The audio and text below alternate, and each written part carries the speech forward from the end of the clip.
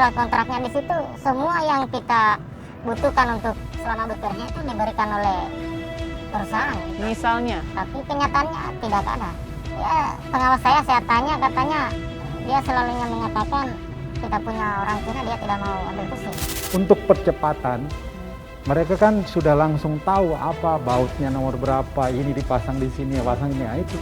Karena memang kita ini proyek strategis nasional yang diupayakan supaya cepat selesai pembangunannya. Menurut saya perusahaan kalau memberikan gaji TKA-nya berkali-kali lipat itu bodoh. Salam para pencari fakta, terima kasih Anda selalu menyaksikan Fakta on the Move bersama saya Bagus Manisang. Dan di episode kali ini kami masih menyoroti soal tenaga kerja asing. Kenapa? Karena setelah undang-undang yang baru disahkan, maka kami ingin mengupas bagaimana fakta di lapangan. Apakah semua prosedur yang ada di dalam undang-undang atau kewajiban yang ada di dalam undang-undang yang harus dilakukan, baik itu para perusahaan, tenaga kerjanya itu sendiri, sudah dijalankan atau belum? Kami pun berangkat ke Sulawesi Tenggara, tepatnya di Konawe, Kabupaten Konawe, untuk melihat salah satu perusahaan tambang. Kami hanya mengambil salah satu saja perusahaan tambang sebagai representatif untuk melihat bagaimana prosedur penggunaan tenaga kerja asing. Kami pun mencoba untuk menggali lebih dalam dan mencari beberapa narasumber secara langsung. Ingin kami dengarkan dan kami beri waktu bagaimana cerita pengalaman keluh kesah mereka, atau mungkin hal-hal positif yang juga menjadi catatan mereka selama menjadi pekerja perusahaan tambang. Saya berada di Konawe saat ini dan saya sudah berjanjian dengan salah seorang mantan karyawan pekerja tambang di Sulawesi Tenggara. Kenapa saya harus bertemu dengan dia? Saya ingin tahu bagaimana tenaga kerja di perusahaan tambang. Apakah memang undang-undang yang selama ini sudah ada, baik Undang-Undang Nomor 13 tentang ketenagakerjaan dan juga saat ini yang sudah disahkan Undang-Undang Omnibus Law soal cipta kerja, bahwa tenaga kerja asing itu hanya boleh menjadi tenaga kerja yang skill atau berketerampilan atau bersertifikat. Apakah ada tenaga kerja asing yang juga melakukan pekerjaan kasar? Ikuti saya.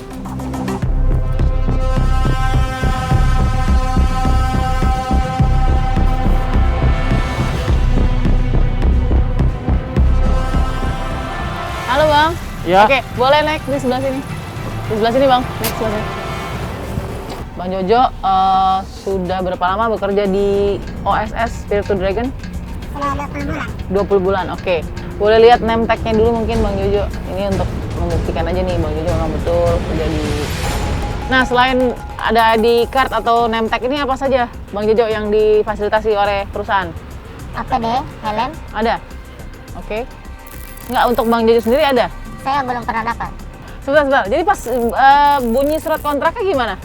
Ya, kalau bunyi surat kontraknya di situ semua yang kita butuhkan untuk selama bekerja itu diberikan oleh perusahaan. Misalnya? Tapi kenyataannya tidak ada. Ya, pengawas saya tanya, katanya dia selalunya mengatakan kita punya orang Cina, dia tidak mau ambil pusing. Sepengetahuan dan pengalaman Bang Jojo berada di dalam selama 20 bulan menjadi pekerja ya.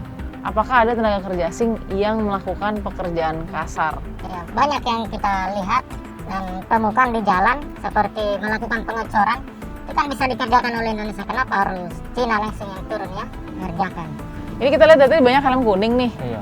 Sambil melihat juga ya, paling tidak ya.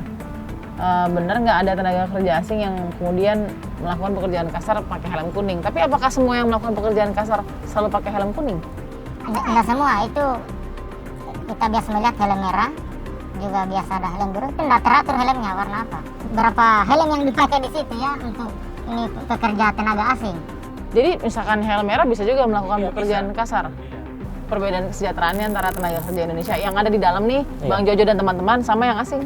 Seperti saya digaji sampai 2.900.000 lebih begitu ya. Sementara Cina yang saya biasa tanya teman-teman, katanya gajinya ada yang 15 juta, ada yang 20 juta ke atas. Oke. Dengan posisi yang sama? Iya. Oke.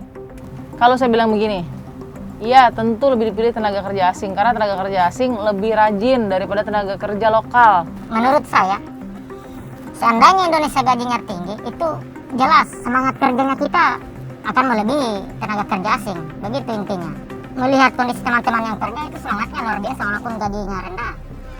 Jadi kalau dinilai tenaga kerja lokal lebih malas, nggak terima? Nggak terima saya karena kenyataannya tidak begitu di lapangan. Nah, soal keterampilan, kalau dikatakan tenaga kerja lokal susah untuk diharapkan keterampilannya bagaimana? Ya sebenarnya kalau bicara keterampilan, Indonesia banyak yang terampil, tapi karena kita ditempatkan yang tidak sesuai. Contoh, ada saya punya teman, ini sarjana manajemen pendidikan, tapi dia ditempatkan di Batako. Itu kerjanya ngapain di Batako? Iya, dia campur semen. Dia bongkar semen. Jadi menyemen kerjanya. Alasannya kenapa tidak diberikan kesempatan untuk di posisi yang lebih tinggi sesuai dengan mungkin kemampuan dia? Ya, saya juga heran dengan perusahaan kenapa sarjana tidak diprioritaskan untuk di bagian yang istilahnya lebih wow lah ya. Setelah mendengar testimoni dari mantan karyawan dan karyawan pekerja perusahaan tambang yang ada di Sulawesi Tenggara, kami harus mengklarifikasi kepada pihak perusahaan bagaimana sebenarnya visi misi mereka sebagai perusahaan asing yang sudah bertahun-tahun ada di Indonesia. Bagaimana cara mereka kemudian patuh terhadap regulasi yang ada dan kemudian memperhatikan juga prosedur tenaga kerja asing sesuai dengan regulasinya serta kondisi dan kesempatan yang diberikan kepada tenaga kerja lokal. Ini dia. Saya mendapat kesempatan untuk berbincang dengan manajer External Affairs dari Virtu Dragon. Ini VDNI dan ini sudah ada Pak Indra di sini ya. Pak Indra, apa kabar Pak Indra? Alhamdulillah sehat, Mbak. Alhamdulillah sehat ya, meskipun kita masih tetap ada protokol kesehatan. Siap. Gitu ya. Hand sanitizer semua lengkap, masker semua lengkap. Nah, kenapa saya harus bincang dengan Pak Indra? Karena tentu smelter banyak sekali kan Pak, jadi kita harus lihat bagaimana representatif dari salah satu perusahaan tambang yang mungkin bisa dibilang terbesar Pak di sini? Sulawesi Tenggara. Sulawesi Tenggara terbesar. Ya. Dengan jumlah berapa karyawan? Karyawan sekarang yang lokal ada sekitar 14.000 orang, di luar karyawan kontraktor itu sekitar 20 ribuan orang. Wow, jadi ada 34.000 sekian. Ya. Yes. Ini apa semua dari belasan ribu ini semua tenaga lokal yang untuk pekerjaan low skill atau ada yang high skill juga? Iya, ada yang low skill, ada yang high skill. Nah, hari ini mereka ada yang bekerja di divisi smelter, di divisi ore, banyak pembagiannya di sana. Nah, itu semua tenaga kerja lokal. Benarkah tidak ada satupun tenaga kerja asing yang melakukan pekerjaan kasar? Ya, ini kan mereka membangun untuk percepatan. Kita akui mereka itu. Tapi memang yang kategori tenaga skill, memang mereka skill untuk membangun toh. Oh, jadi tetap konstruksi, Ya. tapi dia skill, certified. Iya. Karena memang memasang batu bakar itu, batu batang seperti yang tahan api, itu kan harus menggunakan skill tersendiri. Salah pasang saja itu kan batu bisa ambruk. Nah, kemudian untuk percepatan, mereka kan sudah langsung tahu apa bautnya nomor berapa, ini dipasang di sini, pasang ini, nah itu. Karena memang kita ini proyek strategis nasional yang diupayakan supaya cepat selesai pembangunannya. Oke, jadi maksudnya Pak Indra yakin ini nanti akan tergantikan? Iya, dan saya yakin bahwasannya ini nanti yang akan mengelola ini adalah putra-putra terbaik Indonesia. Oke, sebenarnya saya yakin bahwa kedatangan tenaga kerja asing itu bukan suatu hal yang ibaratnya anti gitu, bukan. Tapi kan ada prosedur yang kemudian diharapkan orang dijalankan. Misalnya, oke, datang untuk alih teknologi, alih pengetahuan, let's go, ayo, monggo. Ibaratnya kita juga butuh. Siap. Tapi di lapangan terjadi nggak alih teknologi dan alih pengetahuan itu? Dan buktinya 150 orang sudah kita sekolahkan ke Cina 2 tahun yang lalu. Mbak bisa cek ke Depnaker. Kemudian hari ini setiap satu TKA yang 500, pendampingannya kalau menurut permen itu kan 5 sampai 7 orang. Tapi kita menjadi 10 orang. Jadi kita rekrut itu total keseluruhannya terhadap yang kemarin 5.000. Pak Indra, terima kasih Mudah-mudahan terbuka juga tadi klarifikasi yang sudah disampaikan oleh Pak Indra. Karena itu tidak mudah ya Pak, terlalu banyak aspek untuk dijelaskan, tapi tadi mudah-mudahan ada Tidak cukup waktu lah. tidak cukup waktu untuk menjelaskan semua aspek, tapi itu tadi motivasi yang sudah kita dengar dari Pak Indra. Terima kasih Pak Indra. Sehat selalu ya Pak ya. Siap. Kami pun mendengarkan bagaimana suara pemerintah dan bertanya bagaimana penjabaran dari undang-undang yang baru dengan yang lama. Apa kewajiban dan hak yang berubah baik dari tenaga kerja maupun perusahaan itu sendiri. Inilah penjelasannya. Ini ada penjelasan tenaga kerja asing dengan undang-undang kita yang dulu nomor 13 tahun 2003 dan Cipta Kerja. Oke. Perbedaan utama apa Mbak Dita? Perbedaan utamanya di prosedur. Ya, Prosedur ya. prosedur. Kalau di sini ini 2 step, RPTKA, kemudian ada INTA. Kalau di prosedur yang sekarang ini Omnibus Law, ini cukup RPTKA. Di dalam RPTKA ini sudah ada izin. Oke. Begitu RPTKA disahkan, berarti seluruh persyaratan yang saya bilang tadi, kemudian dia sudah bayar pajak, masuk ke imigrasi. Oke, soal visa, Mbak Visa. Dita. Oke, boleh soal visa ya. Soal Semua pekerja visanya ini. 312. Iya, Artinya visa 312. kerja. Kalau yang di luar ini berarti ya visa kunjungan, visa sekolah, visa apa. Ini harus saya tanya ke Mbak Dita sebagai staf khusus Kemenaker, kenapa? Karena ada beberapa pernyataan banyak kan Mbak di lingkaran pemerintahan juga. Bahkan Menko Kemaritiman dan Investasi Pak Luhut Binsar juga waktu itu pernah menyebutkan visa yang digunakan visa 211, 212. Nah ini seperti apa? Semuanya yang melalui RPTKA itu visanya ini. Tetapi memang ada beberapa posisi Oke. yang tidak memerlukan RPTKA. Itu bedanya yang kedua. Jabatan Oh, jabatan yang tidak perlu, ya toh? yang tidak perlu. Yang ini juga yang tidak perlu. Kalau yang ini dulu adalah direksi dan komisaris. Oke, dan mereka boleh pakai visa 211. Ya, jadi mereka tidak wajib RPTKA. Ada yang ditambahkan ketiga, darurat. Dalam suatu proses produksi, mesinnya mati. Karena mesin itu buatan dari negara seberang, Ya. teknisinya diambil harus dari sana. Nah, itu bisa masuk ke sini. Kemudian, Yang punya kewenangan Mbak Dita untuk mengecek bahwa ini digunakan seyogianya begitu karena keadaan darurat siapa? Kemenaker kah atau imigrasi kah atau siapa? nanti kan dia report ke kita Oke. bahwa ada situasi seperti ini. Berarti Kemenaker ya? Iya, pengawas nanti Iya. ada pengawas ketenaga kerjaan. Kemudian nanti kan dia juga akan menginfokan ke imigrasi. Jadi semua visa expired atau yang sudah kadaluarsa semua terdeteksi? Oh iya, itu by system. Jadi begini, 1 bulan di sistem kami sebelum masa kerjanya berakhir, misalnya dia 6 bulan ya, Iya.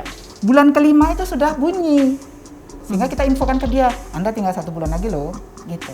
Oke, dan itu semua terdeteksi Terdeteksi oleh Kemenaker? bunyi. Sistemnya bunyi. Baik di Kemenaker dan imigrasi? Iya. Nah, sekarang soal porsi gaji, Mbak Dita. gaji.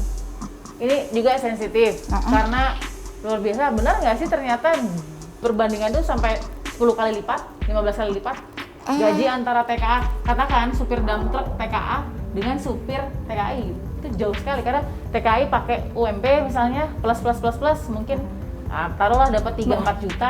Menurut saya perusahaan kalau memberikan gaji TKA-nya berkali-kali lipat itu bodoh. Ya bodoh lah mereka. Buat apa mereka kasih gaji sebesar itu? Itu kan cost. Menurut saya kalau perusahaan masih memaksakan diri untuk meng-hire tenaga kerja asing dalam situasi seperti ini, sementara ada tenaga kerja lokal yang bisa melakukan itu, menurut saya mereka dalam tanda petik bodoh. Kalau ketimpangan gaji masuk tidak ke dalam sanksi Kemenaker? Atau ketimpangan gaji antara TKI dan TKA tidak ada di tangan Kemenaker? Sejauh ini memang belum. Tapi kalau ini mau diusulkan, ini bagus nanti kita masukin di Saya RPP. langsung usulkan kalau Boleh, gitu. Jadi ya. gini, Nah, ini ada bagus ketimpangan gaji yang luar Oke. biasa antara TKA dan TKI Mbak Dita. Oke. Gimana itu menjadi perhatian dari pemerintah? Untuk jabatan yang sama ya, itu bisa kita akomodasi. Selama ini nggak ada ngasih masukan Mbak Dita soal ketimpangan gaji? Ketimpangan gaji iya masuk beberapa. Cuman kebanyakan sih memang karena apa ya, ketimpangan gaji itu banyak ada perbedaan jabatan juga. Sama-sama supir. Supir. Supir masih bisa tadi kan ada supir dump truck. Iya. Mungkin yang ini juga ada supir Nah, itu dump kita truck. bisa proses. Ketimpangannya sampai 20 Kita juta, bisa yang proses. 20 juta, yang Kita 2 bisa juta proses. bisa Iya, proses. kita bisa proses. Kalau diketemukan bisa proses. Iya, kita bisa proses. Nah, sekarang yang membuka lamaran pekerjaan, Mbak Dita, saya lupa tadi saya menanyakan. Ini soal lamaran pekerjaan. Siapa yang berhak membuka lamaran pekerjaan bagi TKA-TKA ini? Apakah ada tawaran atau offering yang dilaporkan dari PT kepada Kemnaker, lalu kemudian lamaran dibuka? Bukan, biasanya begini. Jadi ada satu, untuk yang gede-gede ya, Ya, ada project dari perusahaan di negara X. seberang. Ya. Ya. Kemudian mereka punya rekanan di perusahaan di negara sini. Ya mereka invest ke sini, Ya. lewat sini.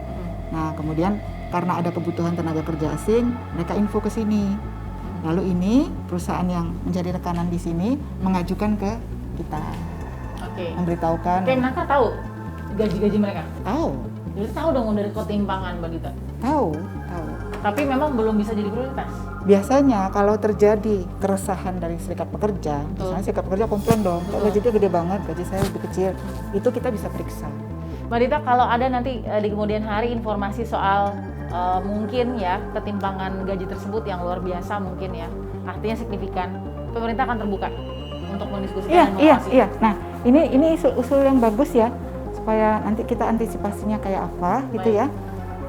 Seperti apa antisipasinya, lalu nanti bagaimana kita meresponnya. Ini nanti kita akan bawa di rapat RPP. RPP sudah dimulai sih rapat-rapatnya, tapi ini poin yang keren, yang bagus. Itu masukan buat pemerintah bagus banget. Nanti kita akomodir deh. Mbak Dita, terima kasih. Semoga sehat selalu untuk terus memberikan juga edukasi dan informasi juga tentunya dari apa yang menjadi program Kemnaker selama ini. Terima kasih Mbak Dita. Terima kasih telah menyaksikan selalu episode Fakta on the Move. Jangan lupa klik dan subscribe channel kami. Nyalakan juga tombol notifikasinya agar setiap perkembangan dalam Fakta on the Move bisa selalu Anda saksikan. Salam para pencari fakta.